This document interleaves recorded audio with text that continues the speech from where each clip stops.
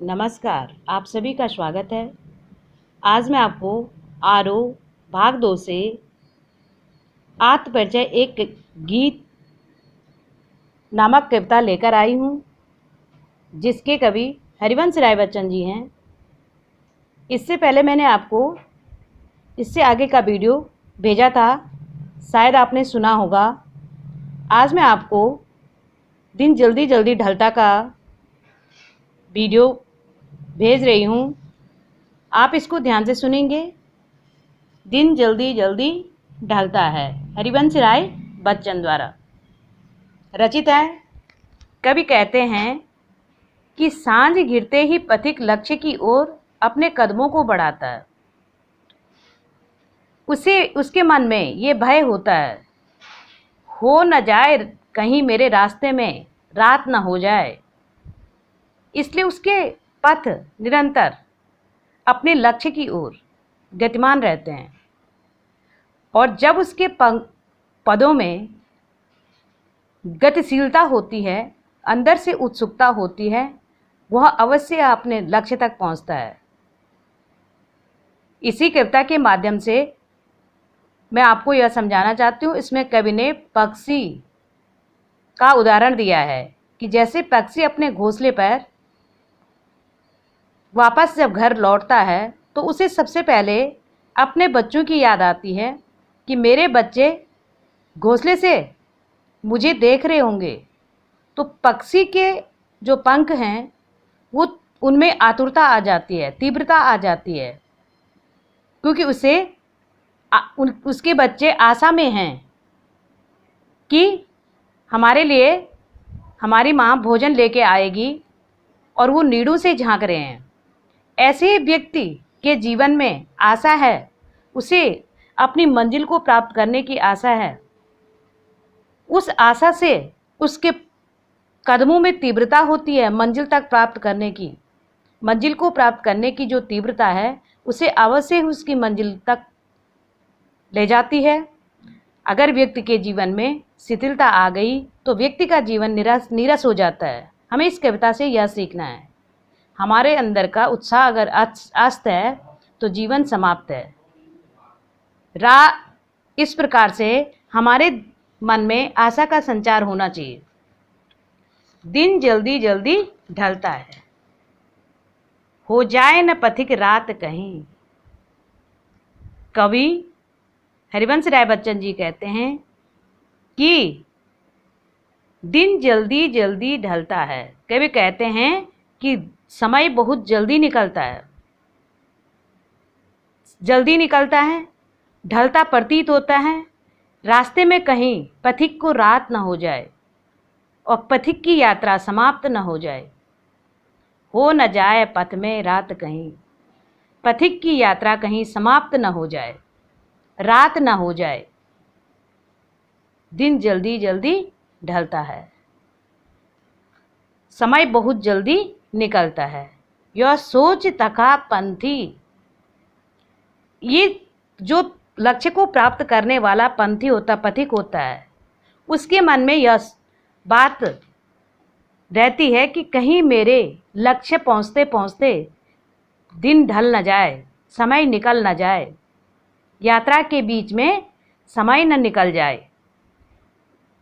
यह सोच थका पंथी, इसलिए जो थका हुआ पंथी है वो अपने अंदर उत्साह भरने की कोशिश करता है, अपने पगों में आशान्वित मन से उन पैरों में तीव्र गति को भरने की कोशिश करता है कि कहीं मुझे रास्ते में रात न हो जाए। कवि ने इसमें जीवन की क्षणभंगुरता व प्रेम की व्यग्रता को व्यक्त किया है। भाषा सहज सरल है, खड़ी बोली का प्रयोग कर रखा है, बिंबों का रूप दे रखा है। जल्दी जल्दी, जल्दी जल्दी में पुनरुक्ति प्रकाश है। कवि कहते हैं कि मेरे रास्ते में कहीं रात न हो जाए, क्योंकि हो जाए न पथ में रात कहीं के माध्यम से कवि उस पथ की ओर संकेत कर रहे हैं जिस पथ पर कवि अकेले चल रहे हैं। कवि के मन में आशंका है कि मुझे कहीं चलने में रात न हो जाए, इस प्रकार कवि कहते हैं कि हमें अगर लक्ष्य तक पहुंचना है तो अपने समय को बर्बाद नहीं करना है, जल्दी जल्दी अपने पग को, अपने कदमों को बढ़ाना है। अब यहाँ पर पक्षी चिड़िया का उदाहरण दे करके कवि ने कहा है कि बच्चे प्रत्याशा में होंगे। बच्चे, चिड़िया के बच्चे, प्रत्याशा मतलब आशा में होंगे। चिड़िया के बच्चे आशा में होंगे, नीड़ों से झांक रहे होंगे, नीड़ों घोंसलों से झांक रहे होंगे, अपनी माँ को झांक रहे होंगे, ऊपर देख रहे होंगे। यह ध्यान परों में चिड़िया के बढ़ता कितने। अब कभी जब चिड़िया को यह ध्यान है, चिड़िया जैसे दिन ढलने लगता है तो चिड़िया के पैरों में चंचलता आ जाती है। किस लिए चंचलता आती है? कि बच्चे नीड़ों से झांक रहे होंगे, बच्चे नीड़ों प्रत्याशा में होंगे और नीड़ों से झांक रहे होंगे, इसलिए उसके परों में चंचलता है। बच्चे, उसे अपने बच्चों का ध्यान आता है, जल्दी जल्दी घर पहुंचने का उसका ये रहता है कि बच्चे मुझे, मेरी आशा में होंगे कि माँ जल्दी भोजन लेके आएगी। इसमें कवि ने वात्सल्य की व्यग्रता को दर्शाया है कि चिड़िया के पंखों में चंचलता का कारण है वात्सल्य की व्यग्रता। तत्सम शब्दावली है, सहज सरल भाषा का प्रयोग किया गया है। बच्चे किसका इंतजार कर रहे हैं? अपने माता का इंतजार कर रहे हैं। चिड़िया के घोंसले में किस दृश्य की परिकल्पना है? चिड़िया के घोंसले में माँ, वो अपने माँ बाप की प्रतीक्षा कर रहे हैं। और घरों से जैसे बच्चे क्या करते, जैसे चिड़िया के बच्चे घोंसले से झांकते हैं, वैसे ही मनुष्य के बच्चे भी अपने माँ बाप के लिए घरों से झांकते रहते हैं, आशा में रहते हैं।